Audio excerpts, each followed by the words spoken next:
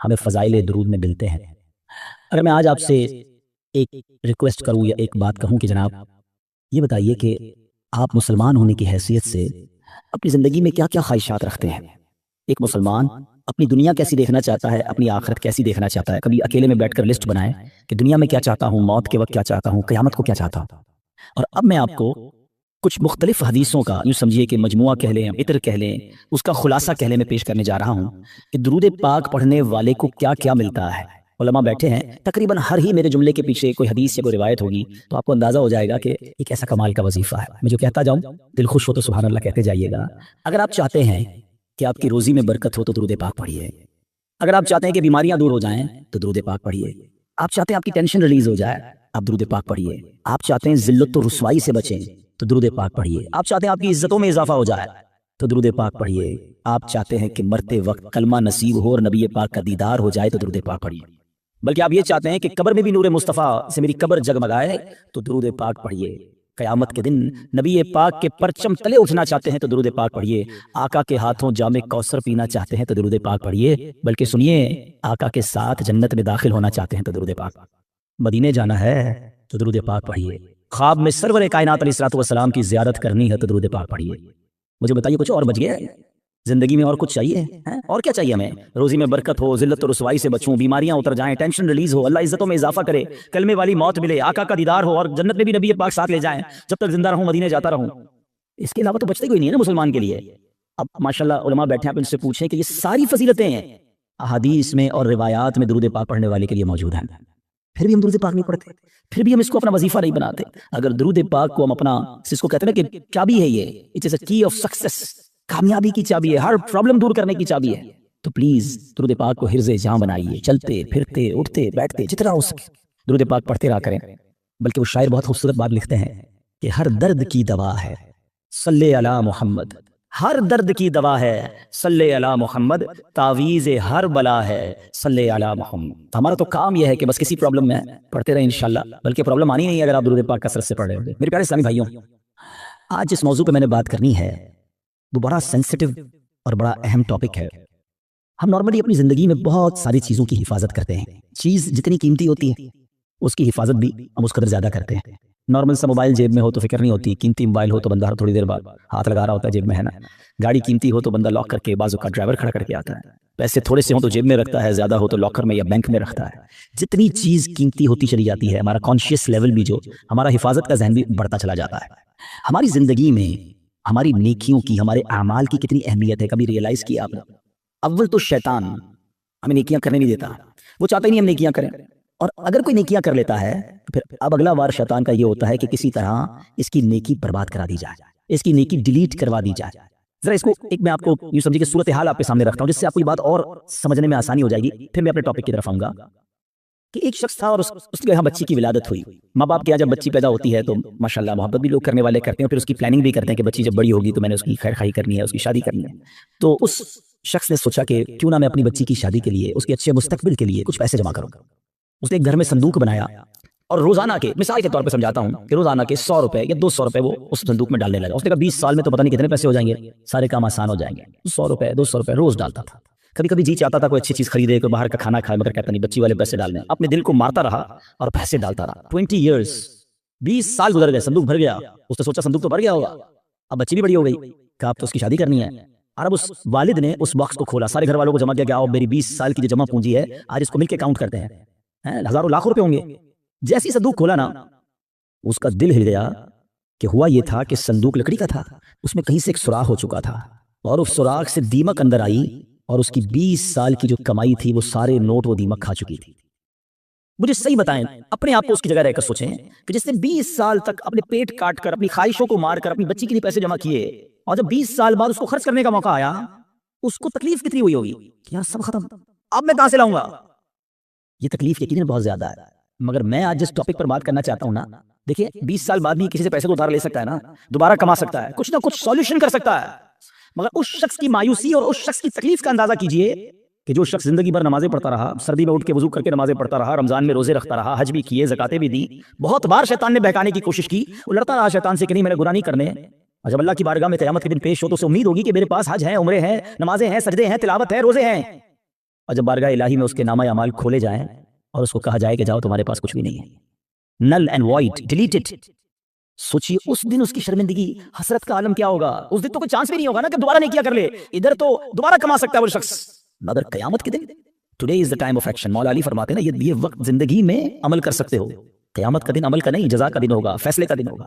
تو اس دن تو آپ کو صرف فیصلہ ہی ہونا ہے. تو اب پہلے ریئلائز کر لیجئے کہ یہ کتنا بڑا معاملہ ہے کہ اگر میرے اعمال ہی برباد ہو گئے. اب ہو سکتا ہے کسی کے ذہن میں سوال آئے کہ جناب یہ کون سی بات کر رہے ہیں کہ اعمال کیسے برباد ہو سکتے ہیں؟ نمازیں پڑھی ہیں، روزے رکھے ہیں، کوشش کر کے یہ اعمال کیا. آج کے دور میں نیکی کرنا بھی آسان نہیں ہے، یہ تو میں سمجھانا چاہتا ہوں آج کے بیان میں کہ آج کے دور میں واقعی نیکی کرنا اتنا آسان نہیں ہے. لیکن آپ اتنی مشکل سے نیکی کر بھی رہے ہیں، مگر اس کو سنبھال رہے ہیں کہ نہیں، اس کی حفاظت کر رہے ہیں کہ نہیں، اس کے بارے میں فکر مند ہے کہ نہیں. آپ کو پتا ہے کہ چور کیسے چوری کر کے جا سکتا ہے آپ کی نیکیوں کو. یہی میرا آج کا ٹاپک ہے.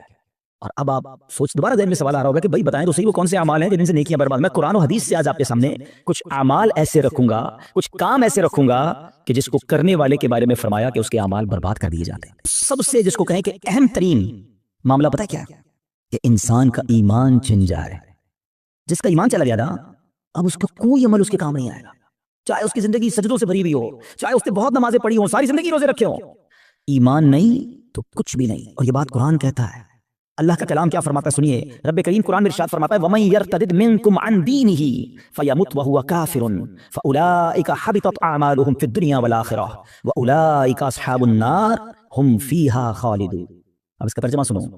اور تم میں جو کوئی اپنے دین سے پھرے پھر کافر ہو کر مرے تو ان لوگوں کا کیا اکارت گیا، دنیا میں اور آخرت میں سب ضائع ہو گیا، اور وہ دوزخ والے ہیں، انہیں اس میں ہمیشہ رہنا. ایک بات یاد رکھیے گا، یہ ہمیں بعض اوقات سمجھ نہیں آتی کہ یار بندہ مسلمان ہو کے کافر کیسے ہو سکتا ہے، ایمان والا ہو کے ایمان سے کیسے نکل سکتا ہے. یہ بات تو آپ کو پتا ہے نا کہ دنیا میں سب سے زیادہ جو تیزی سے مذہب پھیل رہا ہے وہ کون سا ہے؟ اسلام ہے. the most growing religion on earth. اس پوری کائنات میں سب سے تیزی سے الحمدللہ اسلام پھیل رہا ہے. لیکن یہ ون وے ٹریفک نہیں ہے کہ اگر کوئی مسلمان ہو سکتا ہے غیر مسلم تو مسلمان بھی اسلام سے خارج ہو سکتا ہے. ٹھیک ہے، ایک حدیث پاک سناتا ہوں تاکہ یہ بات اور کلیئر ہو جائے گی. حدیث پاک کا مضمون ہے نبی پاک علیہ السلام نے فرمایا کہ اولاد آدم مختلف طبقات میں، مختلف کیٹیگریز میں پیدا کی گئی ہے. 4 کیٹیگریز، 4 قسم بیان کی نبی پاک نے. فرمایا ایک پہلی قسم وہ ہے کہ بعض مومن پیدا ہوتے ہیں، ایمان والی زندگی گزارتے ہیں اور ان کا خاتمہ بھی ایمان پر ہوتا ہے. ہم اللہ سے دعا کرتے ہیں کہ اللہ اس کیٹیگری میں ہمیں شامل رکھے، کیونکہ اللہ نے مسلمان ماں باپ دیے، ایمان والی زندگی دی ہے، اللہ ایمان والی موت عطا فرمائے. لیکن سیکنڈ کیٹیگری نبی پاک نے فرمایا کچھ لوگ کافر گھرانے میں پیدا ہوتے ہیں، حالت کفر پر زندہ رہتے ہیں اور حالت کفر پر ہی ان کی موت ہوتی ہے. بہت بڑی تعداد میں ایسے لوگ جو غیر مسلموں کے یہاں پیدا ہوتے ہیں، کفر والی زندگی گزارتے ہیں، کفر پر بھی مر جاتے ہیں. تیسری کیٹیگری سنو، اللہ کے نبی فرماتے ہیں کچھ لوگ کافر پیدا ہوتے ہیں، کافروں والی زندگی گزارتے ہیں، مگر ان کا خاتمہ ایمان پر ہو جاتا ہے. ہے نا کئی لوگ جو مرنے جو دنیا میں مسلمان ہو رہے ہیں، یہ کیا ہے؟ کافر تھے نا، غیر مسلم تھے، کلمہ پڑھا مسلمان ہو گئے. بڑی اچھی بات ہے. مجھے ایک واقعہ یاد آ گیا. ہانگ کانگ میں دعوت اسلامی والے جو تھے وہ ہمارے مبلغین کسی مریض کی عیادت کے لیے ہاسپٹل میں گئے. دعوت اسلامی کے تو طریقہ کار میں بھی شامل ہے، ہمیں بھی جانا چاہیے، مریض کی عیادت سنت ہے. تو وہ عیادت کرنے گئے تو برابر میں بستر پر ایک 70 سال کا ہانگ کانگ میں ایک بوڑھا شخص غیر مسلم وہ بھی لیٹا ہوا تھا، علاج کروانے آیا تھا. جب وہ واپس جانے لگے اس نے اشارہ کیا ادھر آئیے گا. ادھر گئے تو کہا تم لوگ کون ہو؟ چہرے پہ داڑھی تھی، سر پہ امامہ تھا. کہا مسلمان ہیں. کیوں آئے تھے؟ کہا ہمارا ایک دوست ہے وہ بیمار تھا، اس کو دیکھنے آئے تھے. اچھا مسلمان کیا ہوتا ہے، اسلام کیا ہوتا ہے؟ 7 8 10 منٹ بات چیت ہوئی. اسلامی بھائیوں نے اس کو دعوت دی کہ آپ بھی مسلمان ہو جائیں. ہسپتال کے بستر پر وہ بوڑھا شخص کلمہ پڑھ کر مسلمان ہو گیا. مگر اس سے بڑھ کر جو جس کو کہتے ہیں ایمان افروز بات یہ تھی کہ اگلے چند گھنٹوں بعد اس کا انتقال بھی ہو گیا. یعنی اس کے مقدر میں ایمان تھا تو اسپتال کے بستر پر بھی اس تک ایمان پہنچ گیا. یہ حدیث کا جو تیسرا حصہ ہے نا، سمجھو کہ کچھ لوگ کافر گھرانے میں پیدا ہوتے ہیں یا کافر ہوتے ہیں، پیدا ہی کافر کفر پر ہوتے ہیں، پوری زندگی کفر پر گزرتی ہے، مگر ان کا خاتمہ ایمان پر ہوتا ہے. اب نبی پاک علیہ السلام نے فرمایا چوتھی کیٹیگری یہ وہ لوگ ہوتے ہیں جو مسلمان گھرانے میں پیدا ہوتے ہیں، مومن پیدا ہوتے ہیں، اسلام والی زندگی گزارتے ہیں، مگر ان کا خاتمہ کفر پر ہوتا. یہ چوتھی کیٹیگری ڈرانے والی ہے. اس سے سمجھنا ہوگا کہ ہمارے پاس کوئی گارنٹی نہیں کہ میں ایمان سلامت لے کر جاؤں گا. ایک بڑی پیاری حدیث بچے کو یاد ہے، انما الاعمال بالنیات، ہے نا، اعمال کا دار و مدار نیتوں پر. ایک اور حدیث ہے انما الاعمال بالخواتیم، اعمال کا دار و مدار خاتموں پر ہے. خاتمہ ٹھیک ہونا ضروری ہے. ہم اس کی تو میں سے بہت ساروں کو تو فکر ہی کوئی نہیں یار، ایسے اس کی بھی فکر کرنی ہے، اس پر بھی کوئی بات کرنی ہے، اس کی بھی کوئی سیکیورٹی کرنی ہے. سوچئے نا. اچھا پھر اب یہ حدیث آپ نے سن لی، قرآن کی آیت سن لی، صحابہ نے بھی سنی، اولیاء نے بھی سنی. خود نبی پاک کا ایٹیٹیوڈ کیا تھا؟ اللہ کے حبیب علیہ السلام کی بڑی مشہور دعا ہے، یا مقلب القلوب ثبت قلبی علی دینک، اے دلوں کو پھیرنے والے میرے دل کو اپنے دین پر ثابت قدمی عطا فرما. اللہ کے نبی دعا کر رہے ہیں جن کے صدقے ہمیں دین ملا ہے. ہم تو نعت میں پڑھتے ہیں نا تیرے صدقے میں آقا سارے جہاں کو دین ملا، وہ آقا دعا کر رہے ہیں کہ اے اللہ میرے دل کو تیرے دین پر ثابت قدمی عطا فرما. ہمارا کیا حال ہونا چاہیے؟ ہمیں ہر وقت کی فکر ہونی چاہیے. اگر nobody care about it، بات بھی نہیں کرتا کوئی. اعمال کو بچانے کے لیے سب سے پہلے ایمان کو بچانا ہوگا. اچھا اب دوسرا سوال آتا ہے کہ ٹھیک ہے حضرت سمجھ آ گیا ایمان کی حفاظت کی فکر کرنی چاہیے، ایمان بڑی سینسٹیو چیز ہے. اب یہ بھی بتائیے کہ ایمان چلا کس چیز سے جاتا ہے؟ ہاں یہ اہم کوسچن ہے کہ ایمان سے بندہ خارج کیسے ہو سکتا ہے؟ اچھا پھر شیطان ہے نا، ابھی بھی ہو سکتا ہے کسی کے ذہن میں یہ بات ڈال رہا ہوگا یار کیسی عجیب سی بات کر رہے ہیں مولانا صاحب، 50 سال کا تو ہو گیا، 60 سال کا ہو گیا، ساری زندگی کلمہ پڑھا اور ایمان سے بھی جا سکتا ہوں. جناب یہ بات پہلے سمجھنی ہوگی. میں آپ سے ایک سوال کرتا ہوں، 70 سال کوئی بے ایمان رہا، غیر مسلم رہا، صدق کے دل سے کلمہ پاک پڑھے، مسلمان ہو جائے گا؟ ایمان میں داخل ہو جائے گا؟ ایک جملہ ہی ہے نا، مگر دل سے کہا 70 سال کی کفر کی زندگی ایک طرف، ایمان میں آتے ہی پچھلے گناہ بھی معاف ہو جاتے ہیں. تو کیا کوئی 70 سال مسلمان رہ کر کوئی ایک جملہ ایسا کہہ دے معاذ اللہ، اللہ کی توہین کا، اللہ کے نبی کی توہین کا، اسلام کی توہین کا، جس سے کہ اس کو کفریہ کلمات کہے جاتے ہیں، تو وہ بھی اسلام سے خارج ہو سکتا ہے. تو سب سے پہلے تو زبان کی احتیاط ہے. تھنک بیفور یو ٹاک، بات کرنے سے پہلے سوچو میں کیا بول رہا ہوں، یہ کہیں اس گفتگو میں میرا ایمان تو غارت نہیں ہو جائے گا. تو آج یہ خیال ہی نہیں ہے. اب اس پہ بڑی بڑی سازشیں ہوئی ہیں، فلموں کے گانے ایسے بنائے گئے، کامیڈی شو ایسے بنائے گئے، یہ کامیڈینز یا فلموں کے گانے یا جناب دوستوں میں ہنسی مذاق، کبھی دوزخ کا مذاق، کبھی جنت کا مذاق، کبھی معاذ اللہ فرشتوں کا مذاق. ہماری لمٹ ہے، ہم مسلمان ہیں، ہماری باؤنڈری ہے. لوگ کہتے ہیں ریڈ لائن ہوتی ہے، بھائی ریڈ لائن مسلمان کی ہے کہ وہ ان باتوں پر گفتگو نہیں کر سکتا، اس کا مذاق نہیں اڑا سکتا. ایک حد ہے ہماری نا، ہم جو چاہیں ہمیں بول دیں گے. دنیا میں کئی ایسے ملک ہیں جہاں کسی ادارے کے خلاف بات نہیں ہو سکتی، کسی پرسنالٹی کے خلاف بات نہیں ہو سکتی، ہم اس کو فالو کرتے ہیں. مگر ہم اسلام کے بارے میں، دین کے بارے میں جو منہ میں آیا کہہ رہے ہوتے ہیں. تو یاد رکھیں شیطان تو چاہتا یہی ہے، الٹیمیٹ گول پتہ ہے شیطان کا کیا ہے؟ کہ میں اور آپ غیر مسلم ہو کر قبر میں جائیں. وہ مرنے سے پہلے بھی آتا ہے، آخری وقت بھی بندے کے پاس آتا ہے کہ کس طرح اس کا ایمان چھین لوں. اتنا خطرناک دشمن ہے وہ ہمارا، اور ہم سکون کی نیند سو رہے ہیں، ہمیں فکر ہی کوئی نہیں ہے. پھر دوسرا جو ایک پرابلم ہے جس کی وجہ سے ایمان برباد ہو سکتا ہے، وہ ہے گناہوں کی عادت. روایتوں میں آتا ہے کہ جب بندہ ایک گناہ کرتا ہے نا، اس کے دل پر ایک سیاہ نقطہ لگ جاتا ہے، اور جب وہ بار بار گناہ کرتا ہے تو وہ ایک نقطہ نقطہ نقطہ ایک وقت آتا ہے کہ پورا دل ہی کالا ہو جاتا ہے. جب دل کالا ہو جاتا ہے تو اس پر نصیحت کی بات ہی اثر نہیں کرتی ہے. پھر شیطان کے لیے بڑا آسان ہوتا ہے اس کا ایمان چھیننا. میں آخری بات اس موضوع پہ کر لوں تاکہ اگلے عمل کی طرف جاؤں، ورنہ یہی ایک ٹاپک ایسا ہے کہ میں پورا بیان اس پر کروں، اور کرنے چاہیے ایسے بیانات کہ ایمان کی حفاظت کی فکر بہت ضروری ہے. کہ اب آپ غور کریں، شیطان جو ہے نا، میں نے جیسے بتایا کہ وہ ہمارا پکا دشمن ہے اور ہمیں آخری وقت میں ہمارا ایمان چھیننا چاہتا ہے. اب ایک شخص ہے جو روزانہ شیطان سے ہار جاتا ہے. شیطان صبح اٹھنے لگتا ہے، شیطان کہتا ہے نہیں فجر نہیں پڑھنی، سو جا. رضائی اوڑی اور سو گیا. صبح ہوئی نہیں اور شیطان جیت گیا. فائٹ ہوئی، شیطان جیت گیا. دوپہر ہوئی، ظہر نہیں پڑھنے دی، شیطان جیت گیا. مارکیٹ میں گیا، بے پردہ عورت گزری، شیطان نے کہا دیکھ لیا، شیطان جیت گیا. موبائل اٹھایا، حرام دیکھ لے، بری ویب سائٹ دیکھ لی، شیطان جیت گیا. کاروبار کرنے لگا، شیطان نے کہا جھوٹ بول دے، جھوٹ بولا، شیطان جیت گیا. دھوکہ دے دے، دھوکہ دیا، شیطان جیت گیا. سود کما لے، سود کا کام کیا، شیطان جیت گیا. جس سے روز شیطان جیت رہا ہے، مرنے سے پہلے والی جو فائٹ ہوگی ادھر بھی تو شیطان آئے گا نا اس کو سمجھانے کے لیے کہ ایمان درست نہیں ہے، مسلمان درست نہیں ہے، اللہ کا کلمہ مت پڑھ. جو روز شیطان کی مان رہا ہے، کہیں مرنے سے پہلے بھی مان گیا تو اس کا کیا بنے گا؟ تو روز شیطان کی ماننے والے کے بارے میں یہ ڈر ہے کہ مرنے سے پہلے اس کا ایمان چھین لیا جائے گا. اور جو روز شیطان کو ہرا رہا ہے، سردی کے دن ہے، جی چاہتا ہے نہ اٹھوں، شیطان کہتا ہے سو جا، کہتا نہیں میں رحمان کا بندہ ہوں، شیطان کا بندہ نہیں. وہ فجر ادا کرتا ہے، شیطان کو ہراتا ہے. شیطان کہتا ہے حرام دیکھ، وہ نہیں دیکھتا، شیطان کو ہراتا ہے. شیطان کہتا ہے حرام کما، بڑے پیسے اس کام میں، وہ کہتا ہے نہیں حرام مجھے نہیں چاہیے. شیطان کو ہراتا ہے، بے پردگی سے اسے بچاتا ہے. وہ لڑتا ہے شیطان سے روزانہ. یہ فائٹ ساری زندگی رہے گی، یاد رکھو. اور جو روز شیطان سے لڑ رہا ہے نا، انشاءاللہ جب مرتے وقت شیطان اس کا ایمان چھیننے آئے گا نا، وہ ادھر بھی شیطان کی نہیں مانے گا، کلمہ پڑھ کر قبر میں چلا جائے گا. ہم بھول جاتے ہیں، وہ نہیں بھولتا. ہم سوتے ہیں، وہ نہیں سوتا. وہ جاگ رہا ہے، وہ ہم پر حملے کر رہا ہے، باریک حملے کرتا ہے. تو پہلی بات آج سمجھ جاؤ کہ ایمان سلامت لے کر قبر میں جانا یہ ہمارا الٹیمیٹ ٹارگٹ ہونا چاہیے ایٹ اینی کاسٹ. اگر ایمان میرے ہاتھ میں نہیں رہا تو میں تو گیا نا. تو ہمیں اس کی فکر بھی کرنی ہے، اس کے لیے دعائیں بھی کرنی ہیں. ہماری نمازوں میں، ہماری دعاؤں میں یہ شامل ہونا چاہیے. آپ بزرگوں کی دعائیں تو پڑھیں نا، نبی پاک کی دعائیں پڑھیں. ایمان کی سلامتی کا وہاں آپ کو ذکر ملے گا، ایمان کی حفاظت کا ذکر ملے گا. ہماری دعا کیا ہے؟ اللہ کاروبار میں برکت دے دے، صحت میں برکت دے دے، بڑا بنگلہ مل جائے، نوکری مل جائے. میں نہیں کہتا اللہ سے مت مانگو، اللہ کے سوا کس سے مانگیں گے؟ مگر آخرت بھی تو مانگو نا. قرآنی دعاؤں کو پڑھیں، اللہم ربنا آتنا فی الدنیا حسنہ، مگر فوراً کیا ہے؟ وفی الآخرۃ حسنہ. پھر آگے وقنا عذاب النار، ہمیں عذاب جہنم سے بھی بچا. تو اللہ کرے کہ ہم اپنے ایمان کی حفاظت کی فکر کرنے والے بن جائیں. ایک اور عمل، اللہ اکبر، وہ اتنا عام ہو گیا ہے کہ جس کی وجہ سے بھی اعمال برباد ہوتے ہیں. اور وہ عمل کیا ہے؟ حدیث پاک سناتا ہوں. اللہ کے حبیب علیہ الصلوۃ والسلام فرماتے ہیں، اور وہ عمل یہ ہے کہ بندہ کسی سے حسد کرے. اچھا حسد نیکیوں کے ساتھ پتہ کیا کرتا ہے؟ نبی پاک فرماتے ہیں ایاکم والحسد فإن الحسد یأکل الحسنات کما تأکل النار الحطب. اللہ کے حبیب فرماتے ہیں حسد سے بچو، وہ نیکیوں کو اس طرح کھا جاتا ہے جیسے آگ خشک لکڑی کو کھا جاتی ہے. اب میں مثال دیتا ہوں. آپ نے لکڑی جلائی اور آگ جلائی اس پر، تھوڑی دیر بعد لکڑی کا کیا حال ہوگا؟ ختم نا، خاک ہو جائے گی۔ یہ پتہ کیا کرتے ہیں جو حسد کرنے والے ہوتے ہیں؟ سارا دن نمازیں پڑھی، روزے رکھے، صدقے کیے، رات آئی آگ لگائی اور سارے عمل برباد کر دیے۔ یہ نیکیوں کو برباد کرنے والا کام ہے۔ اور حسد، اللہ اکبر، آج اتنا عام ہو چکا ہے، ہر دوسرے آدمی کو دوسرے سے حسد ہے، بلکہ بھائی کو بھائی سے حسد، بہن کو بہن سے حسد ہو گیا ہے۔ نبی پاک علیہ الصلوۃ والسلام فرماتے ہیں حسد سے بچو، کیونکہ حسد ایمان کو مونڈ دینے والا کام ہے۔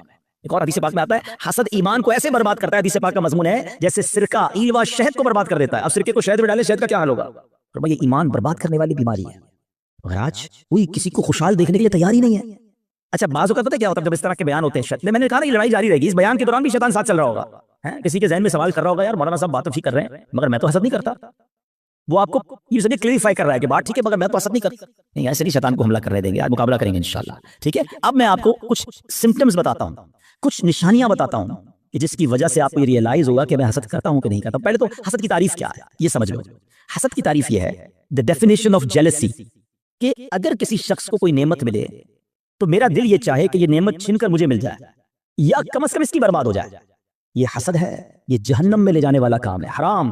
حسد کی جائز صورت بھی ہے، اس کو حسد نہیں کہتے، اس کو ہماری اردو زبان میں رشک کہتے ہیں، عربی میں غبطہ کہتے ہیں۔ وہ کیا ہے کہ جب کسی کو نعمت ملے تو بندہ کہے یا اللہ اس کو دیے مجھے بھی دے دے، اس میں کوئی حرج نہیں ہے، یہ اچھی بات ہے، اس میں جائز ہے۔ لیکن جو دوسری والی سائیڈ ہے وہ بہت زیادہ بڑھ گئی ہے، ٹھیک ہے۔ پہلے تعریف پتہ چل گئی، اب کچھ نشانیاں بتاتا ہوں، چیک کر لیتے ہیں۔ اگر ٹھیک ہے میرے اندر نہیں تو پھر صحیح ہے، پھر تو اللہ کا شکر ہے میرا دل صاف ہے۔ اگر گڑبڑ ہے تو پھر علاج بھی بتاؤں گا۔ اب پہلے تو لیبارٹری ٹیسٹ کر لیتے ہیں ایک دوسرے کا۔ چیک کیجئے آپ کی لائف میں کوئی ایسا ہے۔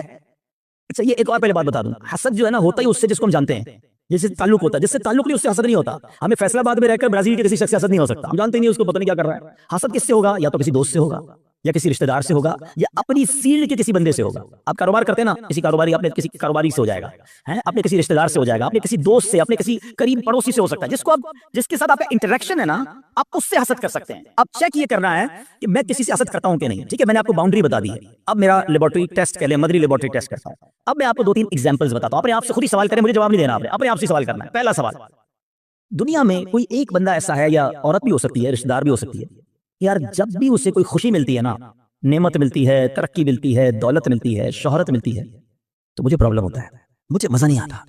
پہلا سوال اپنے دل میں جواب رکھیے گا، مجھے مت بتائیے گا۔ دوسرا سوال، کوئی ایسا ہے کہ جب اس کی تعریف میرے سامنے ہوتی ہے تو مجھے ذرا بھی مزہ نہیں آتا، میں کہتا ہوں کوئی اور بات کرو نا یار، اس کا ذکر کیوں کر رہے ہو؟ ایسا ہوتا ہے نا کبھی کبھی ہمارے سامنے کسی کی تعریف کرتے ہیں، وہ بھائی نہیں یار ان کا کاروبار بہت آگے بڑھ گیا، یار وہ تو بڑے مشہور ہو گئے، ہاں ان کو تو بڑے لوگ عزت دیتے ہیں، یار اس کی بات چھوڑو یار، کوئی اور بات کرو۔ اگر کوئی ایسا ہے کہ اس کے بارے میں جب مجھ سے کوئی بات کرتا ہے اور یہاں پین فیل ہوتا ہے، میں بات بدلتا ہوں، دس از دا سیکنڈ کوسچن، ٹھیک ہے، یہ دوسرا ٹیسٹ ہے۔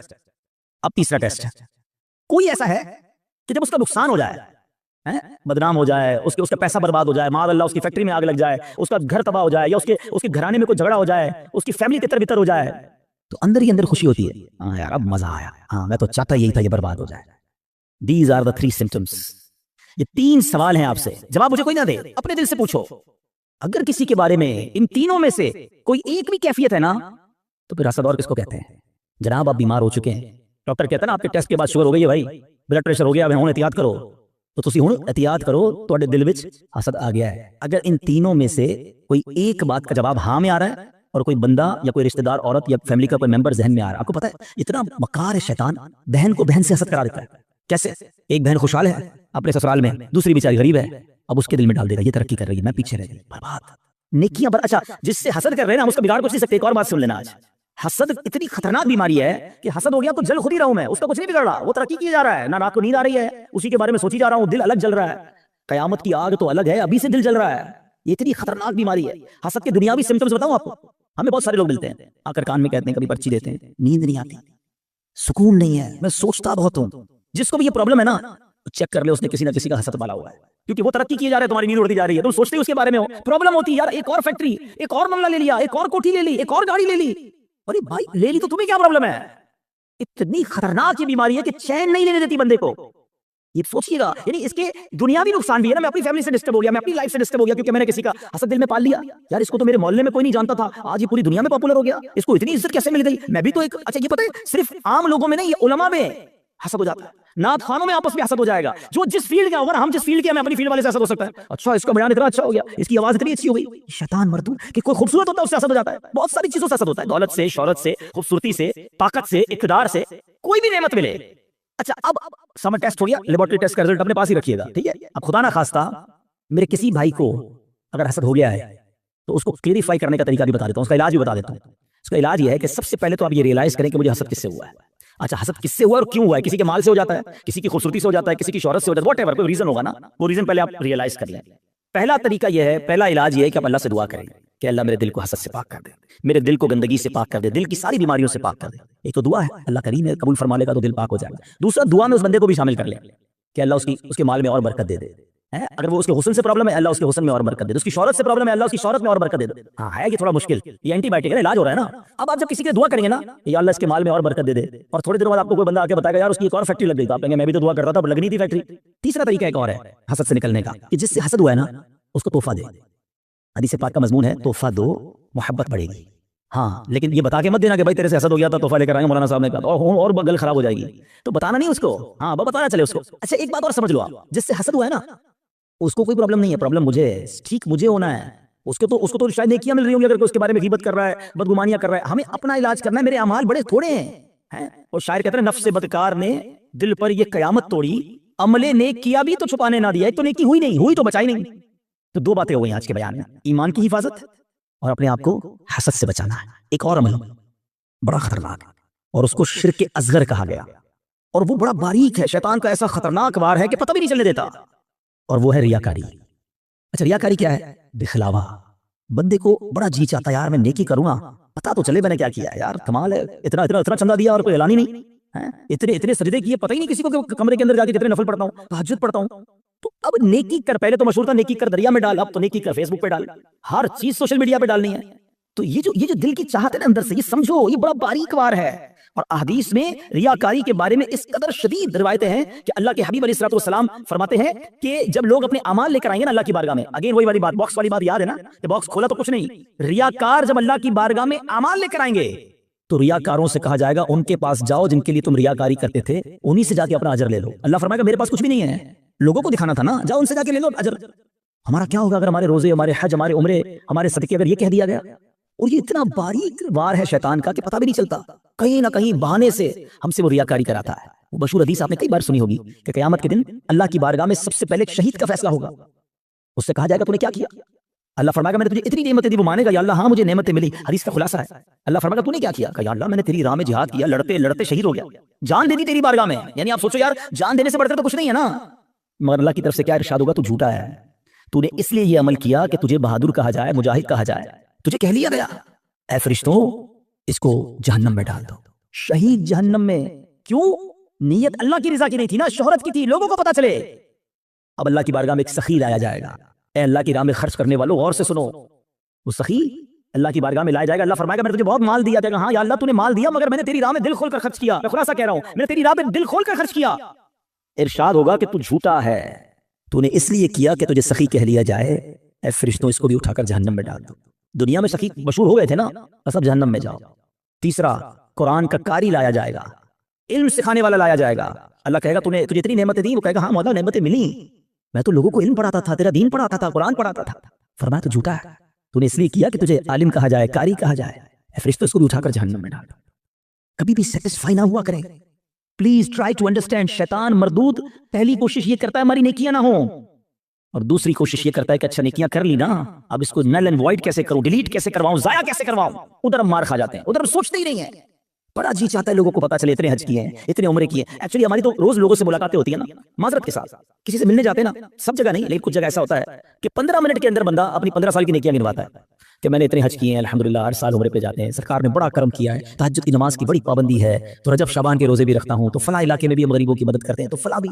بندہ کہا سب کس نے پوچھا تھا یہ سب آپ سے؟ میں طبیعت پوچھی تھی آپ نے طبیعت کے جواب میں پوری لسٹ نکال کے دے دی. اچھا اب ذرا میں چوٹ کرنے کے لیے کہہ رہا ہوں کہ جو بندہ 15 سال پرانا حج یاد رکھے ہوئے ہے, اس کو آج صبح جو جھوٹ بولا ہے وہ یاد ہے, تھوڑی دیر پہلے موبائل اٹھا کر حرام دیکھا وہ یاد ہے, آدھے گھنٹے پہلے غیبت کی تھی وہ یاد ہے, آج دن میں کئی گناہ ہوئے وہ یاد نہیں, اور 20-20 سال 25-25 سال پرانی نیکی یاد ہے جو بار بار لوگوں کو بتائی جا رہا ہوں.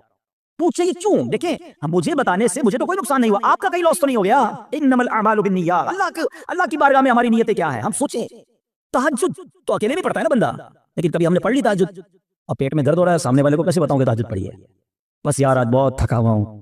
خیریت کیوں تھکے ہیں حاجی صاحب؟ الحمدللہ تہجد میں اٹھ جاتا ہوں نا. اچھا آپ تہجد بھی پڑھتے ہیں, اور ہن دل وچ ٹھنڈ پی گئی اینو پتہ چل گیا سی تہجد گزارنے اور نہیں بلو ٹک آتا ہے واٹس ایپ پہ میسج ریسیو ہمیں لگتا ہے میری عبادت اس کو ریسیو ہو گئی اور ساڈے دل وچ ٹھنڈ پی گئی اور اللہ کے بندے ریسیو بھی ہو گئے ادھر سے ڈیلیٹ بھی ہو گئی. کیوں بتانا ہے؟ میں جانوں میرا رب جانے ہے. یہ سمجھو بات کچھ بڑی باریک شیطان کا وار ہے. مسجد میں چندہ دے امام صاحب کو اسپیشل پرچی جاتی ہے ذرا حاجی صاحب کے اعلان کریں ذرا کولر لگایا حاجی صاحب نے مسجد کے پنکھے فلاں حاجی صاحب نے لگائے قالین فلاں حاجی صاحب نے. کیوں آپ قالین لگا دیں رب ثواب دینے والا ہے. میں ہر کسی اگین میں دیکھیں ہر اپنے ٹاپک میں شیطان کا ایک وار بھی انکلوڈ کر رہا ہوں. شیطان پتہ کیا وار کر رہا ہوگا؟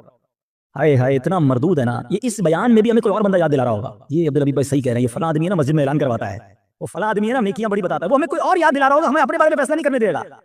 ہمارے پاس کوئی پیرامیٹر نہیں ہے کہ ہم کسی کو ریاکار کہہ سکیں کیونکہ اگر نیکی کوئی اعلانیہ اس لیے کر رہا ہے کہ لوگوں کو ترغیب ملے تو اس کو ثواب ہے. کیا ہے انما الاعمال بالنیات. میں اپنے دل کو تو چیک کر لوں. ہم اپنے دل کو سب چیک کریں رائٹ لیفٹ نہیں دیکھنا کہ میں جب اعلان کرنے کی سوچتا ہوں میں جب واٹس ایپ یا فیس بک پہ لگاتا ہوں میں جب دوستوں کو بتاتا ہوں قرآن اتنا پڑھا تلاوت اتنی کی بس یار آج آفس پہ غریب بندہ آیا تھا بڑا پریشان تھا میں نے تو یار اس کو فوراً 25,000 روپے دے دیے. یہ کس لیے کہا؟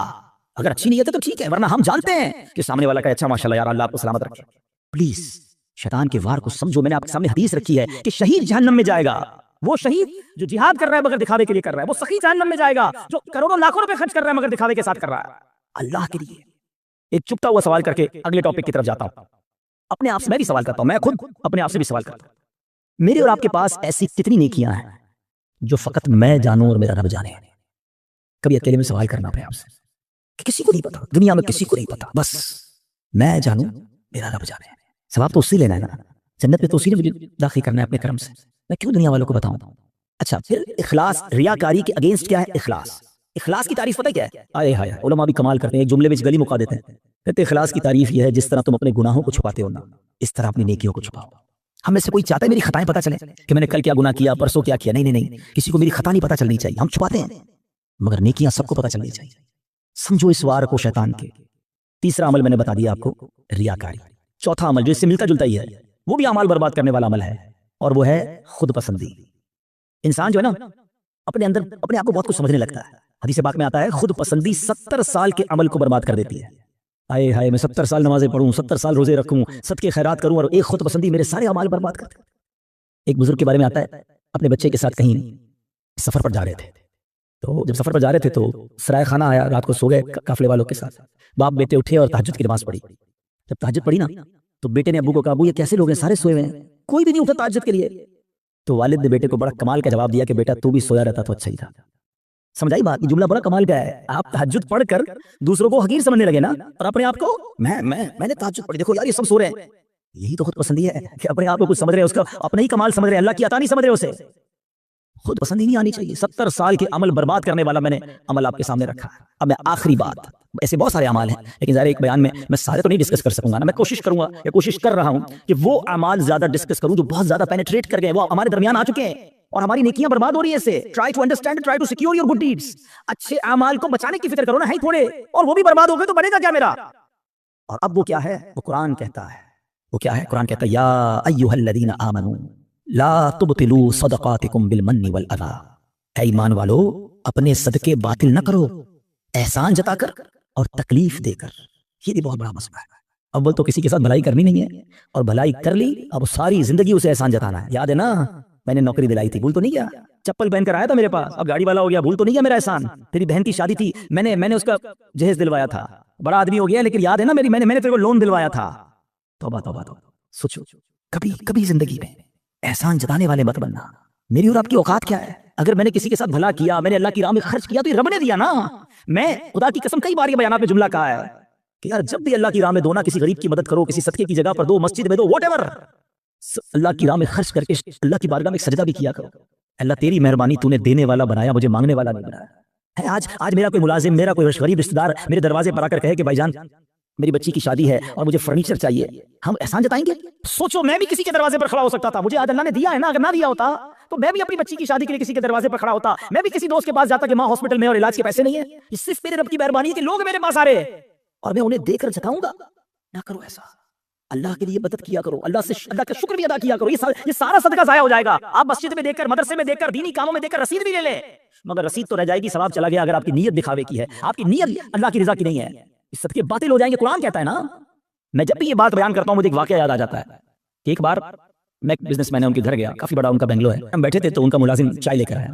جیسی ملازم آیا نا چائے لے کر, تو اس شخص نے پتہ کیا کیا, کہتا ہے یہ میرا ملازم ہے, میں نے اس کو گھر بنا کے دیا ہے, اس کی بچی کی شادی کرائی ہے. آپ یقین کریں میں اتنا اندر ہی اندر شرمندہ ہو گیا کہ یار یہ کیوں یہ باتیں مجھے بتا رہا ہے, اس بندے کا کیا حال ہو رہا ہوگا, اور وہ ملازم دل دل میں کتنا رو رہا ہوگا کہ یار صاحب نے ایک بار میری مدد کی ہے, ہر مہمان کو سناتے ہیں. یہ کیوں کرتے ہیں ہم؟ آپ نے کر دیا ٹھیک ہے, آپ دوسروں کو بتا کر اسے ذلیل کریں گے. یہی تو قرآن کہہ رہا ہے کہ اے ایمان والو اپنے صدقے باطل نہ کرو, احسان جتا کر, ایذا پہنچا کر. ہم تکلیف پہنچاتے ہیں بعض اوقات, مدد بھی کرتے ہیں اور اس کو اتنے تانے دیتے ہیں کہ بیچارہ شرم سے پانی ہو جاتا ہے, غریب ہے کر کچھ نہیں سکتا. کبھی بھی اپنے اندر عادت نہیں ہونی چاہیے. بلکہ سچی بات بتاؤں, ہمیں تو یہ بھی نہیں امید ہونی چاہیے کہ یار میں کسی کو صدقہ دوں تو یہ میرے لیے دعا کرے, میرا نام لے کے دعا. ہم پتہ ہے کہ عمرے پہ بھیجتے ہیں کسی کو, جاؤ عمرے پہ جانا, ہر چکر میں میرے لیے دعا کرنا. ہم تو 7 فیس بھی رکھتے ہیں, اتنے عمرے کرنا, امی کے نام پہ کرنا, ابا گیا, اور یار کچھ بھی نہ بولو اس کو, وہ جا رہا ہے قدم قدم پر ثواب آپ کو مل رہا ہے. آپ کو بولنے کی ضرورت کیا, میرا رب سب جانتا ہے نا, اللہ جانتا ہے کہ نیت کدھر کی ہے. حضرت عائشہ صدیقہ رضی اللہ تعالیٰ عنہا, حضرت ام سلمہ رضی اللہ تعالیٰ عنہا, امہات المومنین ہے نا, کیا شاندار انداز ہوتا تھا. آپ اپنے غلام کو پیسے دیتی, فرماتی جاؤ کسی غریب کو دے آؤ, اور دیکھو غریب سے ہمارے لیے دعا نہ کرانا, اور اگر وہ ہمارے لیے کوئی دعا کر دینا تو وہ دعا نوٹ کر کے آنا. اب مثال کے طور پہ وہ غریب کو جا کے پیسے دیتے, غریب دعا کرتا کہ یا اللہ ان کی خیر ہو, رزق میں برکت ہو, وہ دعائیں لکھ کر لاتے. اور حضرت ام سلمہ اور بی بی عائشہ ہاتھ اٹھا کر اس فقیر کے لیے وہی دعائیں کیا کرتی جو انہوں نے ان کے لیے کی تھی, اور فرماتی دعا کا بدلہ دعا ہو جائے, اجر اللہ سے لینا ہے. سبحان اللہ, کیا انداز ہے. صدقہ کریں, اللہ کی راہ میں خرچ کرو, مگر ایسے کرو کہ دائیں ہاتھ سے خرچ کرو, بائیں ہاتھ کو پتہ نہ چلے. وہی سوال اگین, ایسے کتنے اعمال ہیں میرے اور آپ کے پاس کہ میں جانوں اور میرا رب جانے. ہاں یقیناً کچھ نیکیاں ایسی ہوتی ہیں جو کھل کے کرنی چاہیے اور اس نیت سے کرنی چاہیے کہ لوگ کریں, لیکن دل کی کیفیت اپنے آپ سے پوچھ لیں. تو بہرحال میرے پیارے اسلامی بھائیو, آج کے اس مختصر سے بیان میں جو میں نے ٹاپک چوز کیا تھا کہ ہم اپنے اعمال کی حفاظت کی فکر کریں. ہم اپنے پیسوں کی, اپنی فیکٹری کی, اپنے گھر کی, اپنی گاڑیوں کی, سب کی حفاظت کی فکر کرتے ہیں کیونکہ وہ قیمتی ہیں. خدا کی قسم سب سے زیادہ قیمتی میرا ایمان ہے. ایمان نہیں تو کچھ نہیں, اور سیکنڈ پھر میرے اعمال ہیں, نیکیاں نہیں ہیں. قیامت کے دن اگر کہہ دیا گیا کہ تمہاری کوئی عبادت قبول نہیں تو پھر ہم کدھر جائیں گے؟ ہمارے بزرگان دین اتنے سینسٹیو تھے اس معاملے میں. ایک بزرگ کے بارے میں آتا ہے, وہ کپڑے سیتے تھے, بہت اچھے کپڑے سیتے تھے. تو وہ مارکیٹ میں جاتے تھے اور جو کپڑے بناتے تھے وہ سیل کرتے تھے. تو ایک بار گئے ایک جگہ پر اور ایک کپڑے کے بڑے ایکسپرٹ تاجر کو انہوں نے اپنا پیس دیا, کڑائی وڑائی کر کے لے گئے تھے. تو اس نے جیسے کپڑا ہاتھ میں لیا نا تو اس نے اس کے ایب نکالنا شروع کیے, اسٹچنگ ٹھیک نہیں ہے, کلر کمبینیشن ٹھیک نہیں ہے, فلاں چیز غلط ہے. تو بزرگ رونے لگے. تو وہ تاجر کہتا ہے روئے نا, میں لے لیتا ہوں, پرچیز کر لیتا ہوں, آپ رو کیوں رہے ہیں؟ کہتے ہیں میں اس لیے نہیں رو رہا, تو میرے کپڑا میں ایب نکالیں. میں یہ سوچ رہا ہوں کہ میں نے یہ کپڑا اپنے ہوش کے مطابق, اپنی خیال کے مطابق بالکل صحیح سیا تھا, مگر جب یہ کپڑا کسی ایکسپرٹ کے ہاتھ میں آیا تو اس کو میرے عیب پتہ چل گئے. میں نے اپنی سوچ سے نمازیں ٹھیک پڑھی ہیں, اپنے حساب سے صدقے ٹھیک کیے ہیں, میں نے عمرے اور حج ٹھیک کیے ہیں, لیکن قیامت کے دن جب یہ اعمال اللہ کی بارگاہ میں پیش ہوں گے اور ادھر سے کہہ دیا گیا تیرے سجدوں میں اخلاص نہیں ہے, تیرے صدقوں میں اخلاص نہیں ہے, تیری عبادت میں ذوق نہیں ہے, تیری نیتیں اچھی نہیں ہوں گی, تو میرا کیا بنے گا؟ اس طرح وہ سوچتے تھے. کبھی ہم نے نیکی کر کے یہ سوچا کہ یا اللہ نیکی بچی رہے, قبول فرما لے. ہم تو نیکی کر کے پھول جاتے ہیں, بھائی میں نمازی, میں حاجی, میں روزہ دار, میں صدقہ دینے والا. نہیں, پلیز سمجھو بات کو. ہم نے کئی ایسے واقعات پڑھے ہیں کہ جو بڑے بڑے نامور اس زمانے کے جناب مستجاب الدعوات ہوا کرتے تھے. جب شیطان غالب آیا, نفس غالب آیا, لالچ غالب آئی, تو ایمان بھی ہاتھ سے چلا گیا. بلم بن باورا کا واقعہ کس کو نہیں پتا, مستجاب الدعوات تھا وہ شخص, لیکن جب لالچ غالب آئی, شیطان کا داؤ چل گیا, حضرت موسیٰ کے خلاف ہوا, ان کے بارے میں بددعا کرنے لگا, اس کی زبان لٹک کر باہر آ گئی اور کفر پر اس پر کھاپتا ہوا. ہمیں ڈرنا ہے, دعائیں مانگنی ہے, اور یہ خوف ہمیں صحابہ میں نظر آتا ہے. ہاں, سیدنا ابو بکر صدیق, حضرت عثمان غنی, حضرت مولا علی, بی بی فاطمہ, بی بی عائشہ رضی اللہ عنہ, ان کے واقعات تو پڑھیں. یہ تنکا اٹھا کر کہا کرتے تھے کاش میں تنکا ہوتا انسان نہ ہوتا. کیوں کہتے تھے کہ اللہ کی بارگاہ میں پیش ہوا اور وہاں میرا ایمان نہ چلا جائے, میرے اعمال برباد نہ ہو جائیں. تو بہرحال میرے پیارے اسلامی بھائی, یہ فکر میں آج کے بیان میں پیش کرنا چاہتا تھا. حسد سے بچنا ہے, نیت کر لیں انشاءاللہ. ہم نے احسان جتانے سے اور دکھلاوے سے بچنا ہے, خود پسندی سے بچنا ہے, اور سب سے مین جو پہلا میرا ٹاپک تھا, ایمان کی حفاظت کی فکر کرنی ہے. ایمان کے ڈاکو گھوم رہے ہیں, یقین کریں, اور وہ ایسا ڈاکو ہے شیطان کی نظر بھی نہیں آتا. اور ڈاکو تو نظر آتے ہیں نا, پولیس والا آپ کھڑا کر لیں گے. آپ کو دل کے آگے پیچھے پہرے دار بٹھانے ہوں گے. پہرے دار کون ہے؟ آپ نے نماز پڑھ کے پہرے دار بٹھانا ہوگا, آپ نے کلمہ پاک کا ورد کرنا ہوگا. یہ بھی بڑا پرابلم ہے. سب کی تمنا کیا ہے, یا اللہ مرنے سے پہلے, مرتے وقت کیا نصیب کرنا؟ کلمہ نصیب کرنا. آج دن میں کتنی بار کلمہ پڑھا, یہ چیک کرو نا. مرتے وقت سب کو کلمہ چاہیے, زندگی میں پڑھو نا. اور یہ بات بڑی عجیب بتانے جا رہا ہوں, ایک بزرگ کا جملہ میں بھولتا نہیں ہوں. وہ کہتے ہیں اپنی زبان کو کلمے کا عادی بناؤ تاکہ جس دن زبانیں بھاری پڑیں گی اس دن تمہاری زبان سے کلمہ جاری ہو جائے. موت کے وقت زبان بھاری ہو جاتی ہے, مگر ہم کئی ہفتے ہو گئے کلمہ نہیں پڑھا. ہم نے کتنی تسبیحیں پڑھی کلمے کی, روز کم از کم ایک تسبیح 100 بار کلمہ پاک. اچھا آپ کو پتہ ہے حدیث پاک میں افضل الذکر کہا گیا, سب سے افضل اگر کوئی ذکر ہے تو لا الہ الا اللہ محمد رسول اللہ. پورا کلمہ پڑھے, کم از کم لا الہ الا اللہ کا ورد کرے اور آخر میں 3 بار محمد رسول اللہ صلی اللہ علیہ وسلم پڑھ لے, تاکہ میری زبان کلمے کی عادی رہے. اور جو چیز عادی ہوتی ہے نا وہ پتہ کب نکلتی ہے؟ آخری بات, چلیں یہ بھی ایک بڑی دلچسپ بات بھی ہے, اور اللہ کرے کہ میرے بیان سے کوئی میسج لے جائے. انسان پر جب دھکا لگتا ہے نا, چوٹ لگتی ہے, مشکل وقت آتا ہے تو جو اندر اصلی ہوتا ہے نا باہر نکل آتا ہے. ٹھیک ہے, یہ اس کو میں آپ کو ایک ایگزامپل سے سمجھاؤں گا. ایک شخص تھا بادشاہ کے پاس آیا, کئی زبانوں کا ماہر, ایکسپرٹ. اس کی زبان اتنی فلوئنٹ تھی کہ اس نے چیلنج کیا کہ میری اوریجنل زبان پہچان کے بتائے. عربی بھی تو انگلش بھی تو اردو بھی تو فرینچ بھی, جس زبان میں بات کرے اس زبان میں وہ جواب دے, اور بڑی فلوئنٹ جواب دے. کوئی نہیں پہچان سکا. ایک شخص آیا, کہتا بادشاہ سلامت مجھے تھوڑا ٹائم دے, میں اس کو پہچان لوں گا. کیسے؟ مجھے اس کے ساتھ ہی رکھ دیں اپنے محل میں. ان دونوں کو ایک ہی کمرہ دے دیا. صبح ہوئی تو بندہ کمرے سے باہر نکلا, جب سیڑھیوں پہ آیا تو پیچھے سے اسے دھکا دے دیا, لڑکھڑاتا ہوا نیچے گرا, اور اب اس کو برا بھلا کہنا شروع کر دیا, گالیاں نکالنا شروع کر دی. بادشاہ سلامت جس زبان میں گالیاں دے رہے ہیں یہ اس کی اصل زبان. جب بندے کو جھٹکا لگتا ہے نا تو اس کا اصل باہر آتا ہے. اس کو اور آسان سمجھا دیتا ہوں. کوئی سالن لے کر, پیالہ لے کر ہمارے قریب سے گزرے, اس کو ٹھوکر لگے گی تو برتن سے کیا نکلے گا؟ سالن گرے گا نا. اور اگر کوئی پانی کا پیالہ لے کے جا رہا ہے, اس کو ٹھوکر لگیں گے تو کیا کرے گا؟ تو جو ٹھوکر لگتی ہے نا, جو اندر ہوتا ہے نا, وہی باہر نکلتا ہے. اب مثال دیتا ہوں, آپ موٹر سائیکل پہ جا رہے ہیں, گاڑی پہ جا رہے ہیں, اچانک بریک لگا, ایکسیڈنٹ ہونے سے بچے آپ, کیا نکلا زبان سے؟ کچھ لوگوں کی زبان سے اس وقت گالی نکلتی ہے, اور کچھ لوگوں کی زبان سے ماشاءاللہ اس وقت یا رسول اللہ نکلتا ہے, لا الہ الا اللہ نکلتا ہے, یا غوث اعظم نکلتا ہے. کیوں؟ اندر اچھا بھرا ہوا ہے. جب جھٹکا لگانا تو اندر والا باہر آ گیا. اور ہم نے دیکھا ہے اس وقت کئی ایسے لوگ ہوتے ہیں جن کی زبان سے اس وقت گالی نکلتی ہے, بری بات نکلتی ہے, ارے تیری تو. کیوں؟ اندر گندا بھرا ہوا ہے. اپنے برتن کو صاف رکھنا, موت کے وقت ایک جھٹکا لگنا ہے, اور جب جھٹکا لگے نا تو میری زبان کلمہ پڑھ لے, میری زبان میرے آقا کا نام لے لے, میری زبان درود پاک پڑھ لے. اندر اچھا ہونا چاہیے. بری محفلیں چھوڑ دو, برے دوست چھوڑ دو, ورنہ یہ گندگی بھر جائے گی دل میں. اور روزانہ کم از کم 100 بار نیت کرو کہ کلمہ پاک پڑھیں گے انشاءاللہ. ہاں, ابھی کلمے پڑھتے رہو تاکہ مشکل وقت جب آئے, جب سکرات کے وقت زبان بھاری ہو جائے تو میری زبان کلمہ پڑھنے والی بن جائے. تو انشاءاللہ کلمے کے عادی بن جاؤ, اور ایسے دوستوں سے بچو, ایسی محفلوں سے بچو جہاں کفریہ باتیں کی جاتی ہیں.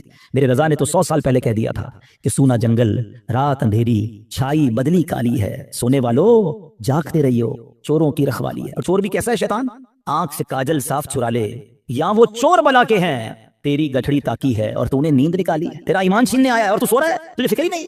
تو بہرحال الحمدللہ دعوت اسلامی کے اس پیارے ماحول میں ہمیں ایسی سوچ دی جاتی ہے کہ ہم اپنے اعمال کی حفاظت کی فکر کریں, اپنے ایمان کی حفاظت کی فکر کریں. پہلے تو نیکیاں کرنی ہے اور ضرور کرنی ہے, مگر پھر اس کو بچانا ہے, اس کی سیکیورٹی کی فکر کرنی ہے. اور میں نے آج چند باتیں بتائیں. میں آخر میں ایک بک سجیسٹ کرنا چاہوں گا. ایک کتاب ہے جس کتاب سے میں نے آج بیان کیا, یہ بھی مکتبۃ المدینہ کی مہربانی ہے, دعوت اسلامی کی یقین کریں مہربانی ہے. اگر میں آپ کو کہوں یار حدیثیں جمع کرو اور ڈھونڈو اس میں کون کون سی چیزیں جو اعمال برباد کریں گی, ہم کہاں سے ڈھونڈیں گے؟ اللہ کی رحمت سے دعوت اسلامی والوں نے ایک پوری کتاب بنا دی ہے. ساری وہ حدیثیں اور قرآن کی آیتیں جمع کر دیں کہ جس میں نبی پاک نے اور اللہ کے پیارے کلام نے ہمیں بتایا کہ یہ وہ عمل ہے جو تمہاری نیکیاں برباد کر دیں گے. وہ کتاب لیں, اس کو پڑھیں. تو بہرحال آج انشاءاللہ یہ آپ نے اور میں نے عزم کر کے جانا ہے, اب شیطان کو نیکیاں نہیں برباد کرنے دوں گا. ایسے کیسے برباد کر دے؟ تو اتنی مشکل سے نیکی کماؤ اور میری برباد کر دے ایک جھٹکے کے اندر. آپ کے پیسے کو چھین لے کتنا برا لگتا ہے یار. میں آج سارا دن محنت کر کے اپنے بچوں کے لیے پیسے کما کے آؤں اور رات کو آؤں اور اپنے پیسوں کو آگ لگا دوں. کوئی نہیں کرنے دے گا. یہ ہم حسد کر کے نیکیوں کو آگ لگا دیتے ہیں. تو انشاءاللہ آج کے بعد اپنی نیکیوں کی حفاظت کریں گے انشاءاللہ, اور نیکیاں بڑھانے اور نیکیوں کی حفاظت کرنے کے لیے اللہ کی رحمت سے دعوت اسلامی کا ماحول آپ کے سامنے ہے. اس ماحول سے وابستہ رہیں, دعوت اسلامی کے اجتماعات میں آتے رہیں, مدنی چینل دیکھتے رہیں. اس طرح کے مزید بیانات سنتے رہیں گے تو انشاءاللہ آپ کو سیکھنے کو ملتا رہے گا انشاءاللہ عز و جل. اور مدنی قافلوں میں بھی سفر کریں. اللہ کریم ہم سب کا جمع ہونا اپنی بارگاہ میں قبول فرمائے. اللہ چاہتا ہے کہ بندہ اس رینک تک پہنچ جائے. اللہ اس پر آزمائش بھیجتا ہے تاکہ میرا بندہ صبر کر لے تو اس کو وہ مرتبہ عطا ہو جائے. ہائے ہائے, یعنی آزمائش مجھ پر میرے رینک بلند کرنے, میرے درجے بلند کرنے آئی, اور ہائے میری بے صبری کہ میں نے وہ سب ثواب ضائع کر دی. نہ کریں میرے پیارے اسلامی بھائی, مشکلیں آتی ہیں. اچھا پھر پتہ ہے پرابلم کیا ہے ہمارا؟ ایک اور بڑا ایشو ہے, ہم کسی کو مسکراتا دیکھتے ہیں, کسی کو اچھے کپڑے دیکھ لیتے ہیں, کسی کی بڑی گاڑیاں دیکھ لیتے ہیں, کسی کا بڑا گھر دیکھ لیتے ہیں, ہمیں لگتا ہے یار یہ کتنا مزے میں, یار میں یہ اکیلا پریشان ہوں. یہ آپ کی بھول ہے. ایک بات یاد رکھیے گا, زندگی کی گاڑی مسائل کے پہیوں پر ہی چلتی ہے. امیر کے مسئلے اور ہیں, غریب کے مسئلے اور ہیں. شہرت جس کو ملی ہے نا اس کے پرابلمز اور ہیں, جو غیر معروف ہے اس کے پرابلم اور ہے. زمانے میں ہر کسی کو کچھ نہ کچھ ایشو ضرور ہے. یہ نہ سمجھے کہ یار یہ اتنا مسکرا رہا ہے, کیا پتہ اس مسکراہٹ کے پیچھے کتنے دکھ چھپائے بیٹھا ہے. آپ یقین کریں, بلیو کریں, ایسا نہیں ہے کہ سب لوگ 100% خوشحال ہیں. پرابلم سب کے ساتھ ہوتے ہیں. میں کیا بتاؤں آپ کو, ہمارے پاس تو لوگ دعائیں کروانے آتے ہیں نا, ایسی پرابلم بتاتے ہیں کہ پیروں سے زمین نکل جاتی ہے. بعض اوقات ہم اتنے بڑے گھر میں جاتے ہیں, اس کی گاڑیاں کروڑوں روپے کی کھڑی ہیں, ان سے ملاقات ہوئی, وہ کہتے ہیں حضرت آپ سے الگ سے دعا کروانی ہے. جب وہ بیچارہ اپنا مسئلہ بتاتا ہے نا, ہمیں لگتا ہے ہمارا تو غم ہی کچھ نہیں ہے. کتنی بڑی آزمائش سے گزر رہا ہے, کتنی بڑی پرابلم سے گزر رہا ہے. میں آج کی آپ کو مثال دیتا ہوں. ایک ہمارے بہت اچھے بھائی تھے, آج سے کچھ عرصہ پہلے انہوں نے ہمیں ایک ماشاءاللہ پراپرٹی دعوت اسلامی کے لیے بچیوں کے مدرسے کے لیے دی, اور اس کے چند دنوں بعد ان کا وصال ہو گیا. ان کو بیچاروں کو کینسر تھا. میں ان کے گھر پہ دعا کرنے گیا, ان کے بیٹے نے مجھ سے جب گلے لگانا تو بیٹا رونے لگا. اچھا میں سمجھا کہ بیچارہ اپنے والد کو یاد کر کے رو رہا ہے, 16 دن दिन पहले इंतकाल हुआ। अंदर गए, दुआ की, उसके बाद मेरे कान में कहता है कि अब्दुल भाई इस वक्त मेरी ज़ौजा हॉस्पिटल में है। मैंने कहा क्या हो गया? कहा मेरी वाइफ को ब्लड कैंसर हो गया। वालिद का कैंसर में इंतकाल हुआ है। अल्लाह ने बड़ा नवाजा है उनको, ज्वेलर्स हैं, लेकिन मैं यकीन करें, मैं आपको सच बता रहा हूं, मैं गाड़ी में बैठ के मैं भी रोने लगा, क्योंकि वो बंदा जब मुझे छोड़ने आया ना, फिर मेरे गले लग के रो रहा था। मैं सोचने लगा यार कितना दुख है लोगों को, अल्लाह ने कितनी बड़ी हम पर मेहरबानियां की है। अगर मुझे कोई बड़ी बीमारी नहीं है, मेरे बच्चे मेरे साथ हैं, मेरी फैमिली मेरे साथ है, नहीं चाहिए यार दुनिया के सारे अल्ले तल्ले, ना मिले इतनी सारी लग्जरीज, सेहत से बढ़ के कुछ नहीं है, मगर हमें इसकी कदर ही नहीं है, हमें इसकी कोई अहमियत का अंदाजा ही नहीं। पूछो उनसे, करोड़ों रुपए हैं मगर इलाज नहीं हो पा रहा, डॉक्टर बाज़-औक़ात मायूस कर देते हैं। कितना तकलीफ में हैं लोग, और हम हैं कि छोटी छोटी बातों पर बेसब्री। सब्र तो करें, अल्लाह की रिजा पर राजी तो रहे। मैंने आपको खानदान नबूवत का वाकया सुनाया, अरे खाने को कुछ नहीं है, काश ये बात हमें समझ आ जाए और हम हर हाल में अल्लाह का शुक्र अदा करने वाले बन जाए। और एक और मैं आपको बात बताऊं, हम जो दुनिया वालों को बताते हैं ना, होता कुछ नहीं है इससे, मत बताया करो दुनिया वालों को, सही बताता हूं, मत बताया करो, अपने गम मत बताया करो, सवाब भी चला जाता है। और बाज़ औक़ात ये दुनिया वाले ना हमारा मजाक भी उड़ाते हैं। हम जब किसी को अपना प्रॉब्लम बताते हैं ना, हमारे सामने तो बड़े अच्छे बनते हैं कि अच्छा अच्छा ठीक है मैं करता हूं कुछ, बाद में जाके दुनिया में बातें करते हैं, आया था मेरे पास है, इसका ये मसला है, हाँ बातें बड़ी करता है, बड़ी प्रॉब्लम में है।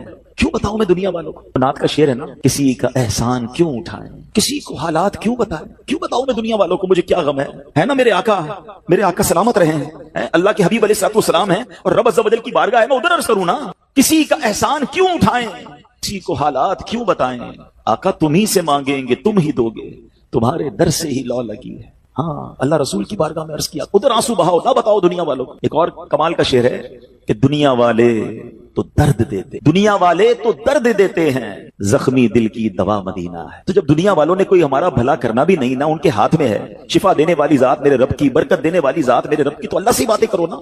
तो आज से ये जहन बना ले मेरे प्यारे इस्लामी भाई, मुश्किल आनी है तो सब्र के साथ वो वक्त गुजारना है, अल्लाह की रिजा पर राजी रहना है। वो बड़ा करीम है, वो अपने गैब के खजानों से आपको अता फरमाया। तवज्जो बयान की तरफ रखिएगा। और अब आते हैं इस पूरे वाकये से एक और खूबसूरत बात जो हमें सीखने को मिली, और वो बात क्या है कि नबी पाक के खानदान की सखावत कैसी थी। मौला अली शेर खुदा के पास सिर्फ 6 दिरहम थे, आपने वो सब के सब दे दिए। मगर आज हाल ये है कि लोग अपनी ज़कात अदा नहीं करते। आज ज़कात लोगों को भारी पड़ने लग गई है। जब कैलकुलेट करते हैं कि जनाब करोड़ों रुपए ज़कात, तो उसके बाद उनको भारी लगती है। ना करें ऐसा, ये ज़कात माल का मैल है, और अगर ये माल का मैल आपके माल से जुदा ना हुआ तो ये आपके माल को भी मैला कर देगा। एक बात याद रखिएगा, सरकार दो आलम सल्लल्लाहु अलैहि वसल्लम का ये फरमान है, अपनी ज़कात अदा करके अपने माल को मजबूत कलओं में कैद कर लो। अगर मैं और आप चाहते हैं ना कि मेरी आपकी प्रॉपर्टी सिक्योर रहे, हमारे मालो असबाब सिक्योर रहे, तो हदीस पाक में तो फार्मूला मौजूद है कि अपने माल को ज़कात देकर मजबूत कलओं में कैद कर लो। लेकिन यहां ज़कात देने के लिए तैयार नहीं लोग, लमसम निकाल देते हैं, कैलकुलेट नहीं करते। याद रखिए, ये माल ही अजाब बन जाएगा अगर आप ज़कात पूरी अदा नहीं करते। अगर हमारे पाकिस्तान में सारे सरमायादार कुछ ना करें, अपनी ज़कात पूरी अदा कर दें, सारे जमींदार अपनी ज़कात पूरी अदा कर दें, आप अपनी आंखों से देखेंगे कि गुर्बत कितनी जल्दी खत्म होती चली जा रही है। मैंने एक बार कैलकुलेशन की, जरा सुनिएगा। पाकिस्तान ज़रई मुल्क है, ठीक है, और उसकी ज़राअत की जो कैलकुलेशन है वो इंटरनेट पर मौजूद है, यू कैन सर्च योरसेल्फ। आप चेक कर लें कि 2023 में पाकिस्तान की टॉप 20 क्रॉप्स कौन कौन सी हुई हैं, आप इंटरनेट पर खुद ढूंढ लें, आपके सामने उस क्रॉप की कैलकुलेशन भी आ जाएगी कि इतने मिलियन टन, इतने जनाब करोड़ केजी जो है वो गंदुम हुआ, तो कॉटन हुआ, तो फ्रूट्स हुए, तो शुगर हुई। पाकिस्तान को अल्लाह ने बड़ा नवाजा। शरीयत का हुक्म क्या है, जिस अल्लाह रसूल की हम बात कर रहे हैं, जिस इस्लाम को हमने कबूल किया है, शरीयत का हुक्म यह है कि अगर आपकी फसल उगती है तो उस फसल में अगर बारिश का पानी है और आप अपना पानी परचेज नहीं कर रहे और सिर्फ बारिश से आपकी फसल उग रही है, तो जितनी फसल उगी 10% उश्र क्या कहते हैं, 10वें हिस्से को वो आपने निकाल देना है अल्लाह की राह में। वो गरीबों का हक है, वो ज़कात है जमीन की। और अगर आप पानी ट्यूबवेल वगैरह से लेते हैं, पैसों से खरीदते हैं, तो 5%। आप बिलीव करें, मैं बैठा कैलकुलेटर लेकर कि पाकिस्तान की टॉप 10 क्रॉप्स कितनी होती हैं, उसकी मालियत कितनी है, उसकी वैल्यू कितनी है, वो मैंने बनाई और उसका 5% लगाया जो देना ही देना है। आप यकीन करें वो भी खरबों रुपए में बन गया। ये खरबों रुपए कहां है, अगर हम ज़कात देते तो कितने गरीबों का भला हो जाता, कितने घर खुशहाल हो जाते। ये तो सिर्फ जमीन की ज़कात है, प्रॉपर्टीज की ज़कात अरबों खरबों रुपए के लोग मालिक हैं। मगर जब कैलकुलेटर चलाते हैं ना, ओए होए होए ज़कात जनाब 10 करोड़ रुपए बन जाएगी, तो फिर भारी लगती है। अल्लाह के बंदे, अल्लाह ने 4 अरब दिए हैं तो 10 करोड़ ज़कात है ना, तो टेंशन काहे की है, शुक्र अदा करो। अल्लाह ने देने वाला बनाया, मांगने वाला नहीं बनाया। मगर आज ज़कात भारी पड़ गई है। आपको पता है कारून क्यों दसाया गया था? कारून ये हजरत मूसा का कजन था, ये तौरात का आलिम था और बड़ा आलिम दीन था। मगर जब हजरत मूसा ने उसको ज़कात का हुक्म दिया ना, उसके पास कितने पैसे थे कि कुरान कहता है उसकी खजानों की चाबियां एक जमात लेकर चलती थी। खजाने नहीं, सिर्फ कीज ऑफ द ट्रेजर, इतना खजाना था। मगर क्या हुआ ये कि जब हजरत मूसा ने उसको कहा, उस जमाने पता है ज़कात कितनी थी? अभी तो 100 पे 2.5 है ना, 1000 पे 1। آپ نے فرمایا ہر 1000 پر 1 تم نے زکات دینی ہے. اس نے کیلکولیٹ کیا تو بہت بنتے تھے. حضرت موسیٰ کے خلاف ہو گیا, زکات کا انکار کیا, اپنے خزانوں کے ساتھ زمین میں دھسا دیا گیا. پلیز خدا کے واسطے اس آواز کو سب مل کر آگے بڑھائیں. میں تو یہ سمجھتا ہوں جس طرح ہم نماز کی بات کرتے ہیں کہ نماز پڑھو, زکات دیں, بے شک کسی کو بھی دیں, جو حقدار ہے اس کو دیں, مگر زکات پوری دیں. پاکستان خوشحال ہو جائے گا, غریبوں کا بھلا ہو جائے گا. لیکن زکات جس کی ہزاروں لاکھوں میں ہے شاید وہ نکال دیتا ہے, مگر جب زکات کروڑوں میں ہو رہی ہے تو لوگوں کے دلوں پر بوجھ بنتی جا رہی ہے. اس کو بوجھ نہ بننے دینا. میں ایک دعا کرتا ہوں آج, اگر آپ کو لگے تو آپ بھی آمین کہہ دینا. اپنے لیے تو میں کئی بار یہ دعا کرتا ہوں کہ یا اللہ مجھے وہ مال نہ دینا جس کی زکات مجھ پر بھاری ہو جائے. کہو آمین. یا اللہ وہ مال دینا کہ میں خوش دلی سے تیری راہ میں زکات دوں. اچھا یہ بھی بڑا ایشو ہے, پیسے نکلتے ہیں تو بھاری بڑے پڑتے ہیں. اللہ فرماتا ہے تم اس وقت تک بھلائی کو نہیں پہنچ سکتے جب تک اپنی پیاری چیز راہ خدا میں خرچ نہ کرو. آپ بہترین خرچ کرو نا, اللہ آپ کو اس سے زیادہ عطا فرمائے گا. اچھا جب بھی کیلکولیٹر, دیکھیں کچھ چیزیں کیلکولیٹر سے کیلکولیٹ ہوتی ہیں, مگر اللہ کی راہ میں جو خرچ کرنے والا معاملہ ہے نا وہ رحمت کے کیلکولیٹر سے کیلکولیٹ ہوتا ہے. وہ میرے اور آپ کے کیلکولیٹر سے کیلکولیٹ نہیں ہوگا. آپ حساب کریں گے کہ یار مولانا صاحب کہہ رہے ہیں اللہ کی راہ میں خرچ کرنے سے مال کم نہیں ہوتا, کروڑ روپے ہیں 2.5 لاکھ زکات دوں گا تو 97.5 بچ گئے, یہ تو کم ہو گئے. آپ اس کو کہیں نوٹ کر لیجئے, اگلے سال آپ کروڑ روپے کی زکات نہیں دے رہے ہوں گے, آپ اس سے زیادہ کی زکات دے رہے ہوں گے. یہ کیسے؟ جو بھی زکات دیتا ہے آپ اس کو پوچھ لیجئے, ہر سال اس کی زکات بڑھتی ہے. کیوں بڑھتی ہے بھائی؟ زکات تو کم ہو, پیسے کم ہونے چاہیے تھے. نہیں جناب, یہ میرے نبی علیہ الصلوۃ والسلام کا وعدہ ہے. ویسے تو میرے آقا جو فرمائے حق ہے, مگر اس حدیث میں اللہ کے رسول علیہ الصلوۃ والسلام نے قسم اٹھائی. آپ فرماتے ہیں میں قسم کھا کر کہتا ہوں اللہ کی راہ میں خرچ کرنے سے مال کم نہیں ہوتا. پھر تو لاک کر دو نا, پھر تو سمجھ جاؤ کہ جب نبی پاک قسم اٹھا کر فرما رہے ہیں. اچھا پھر آپ سب کو دیکھ لیں, جو بانٹ رہا ہے نا ہم ہر سال اس کا بڑھتے ہوئے دیکھ رہے ہیں, کم نہیں ہوتا. یہ بے وقوفی ہے جو یہ سوچتا ہے کہ یار دے دوں گا تو کم ہو جائے گا. نہیں. اور پھر میں آخری بات کر دوں اپنے بیان میں, جو ایک اور ایشو جو بہت بڑا ہم دیکھتے ہیں, ایک تو زکات پوری دینی ہے اور انجوائے کر کے دینی ہے, خوش دلی سے دینی ہے, مزے لے کر دینی. یہ نہیں کہ دل پر بوجھ, یار کیا کروں 1 سال ہو گیا اب تو زکات دینی پڑے گی. نہیں, یہ نہیں. دو اور انجوائے کرو, اللہ کی راہ میں خوش دلی سے دو. ایک واقعہ سن لیں, بات اور کلیریفائی ہو جائے گی. حضرت ابو جعفر اپنے زمانے کے بڑے ابدال ہیں. ان کے گھر میں ایک فقیر آیا تو انہوں نے اپنی زوجہ کو کہا کہ اپنے پاس کیا ہے دینے کے لیے؟ کہ حضور صرف 4 انڈے ہیں گھر میں, نتھنگ ایلس, 4 ایگز اونلی. کہ یہ چاروں ہی دے دو. ایمان اور عقیدہ اور بلیف دیکھیں, چاروں دے دو. چاروں دے دیے. تھوڑی دیر بعد دروازے پر دستک ہوئی, دیکھا تو ایک بندہ ٹوکری لے کر آیا. کہا کیا ہے؟ بیگم سے پوچھا. کہا آپ کے دوست نے انڈے بھجوائے ہیں. کہا کتنے آئے ہیں؟ کہا صاحب ذرا سنیے گا, کتنے آئے؟ تو کہا کہ 30 آئے ہیں. 30 کس حساب سے آئے؟ ہم نے تو 4 دیے تھے نا. اب ایمان, ان کا عقیدہ اور ان کا بلیف دیکھے. کہ 4 دیے تو 40 آنے چاہیے تھے. ایک کا 10 اللہ کا وعدہ ہے نا. تو کہا حضور آئے تو 40 ہیں مگر 10 انڈے ٹوٹے ہوئے ہیں. تو آپ نے اپنی زوجہ سے پوچھا کہ سچ بتاؤ جو تم نے 4 دیے تھے اس کی کنڈیشن کیا تھی؟ کہ حضور بات یہ, جب میں نے 4 دیے تھے نا اس میں بھی 3 ثابت تھے, ایک ٹوٹا ہوا ہی تھا. یہ فارمولا آج یاد کر لو, پورے دو گے پورے ملیں گے, ٹوٹے دو گے ٹوٹے ملیں گے. اب آپ چیک کیجئے کہ جب اللہ کی راہ میں خرچ کرنے کی باری آتی ہے, میں اپنا مال دل سے نکلتے ہوئے دکھ ہو رہا ہے یا خوشی ہو رہی ہے, بہترین دے رہا ہوں یا بچانے کی کوشش کر رہا ہوں. ہمیشہ یاد رکھیں ہم اللہ کی راہ میں خرچ کرتے ہیں, ہمارے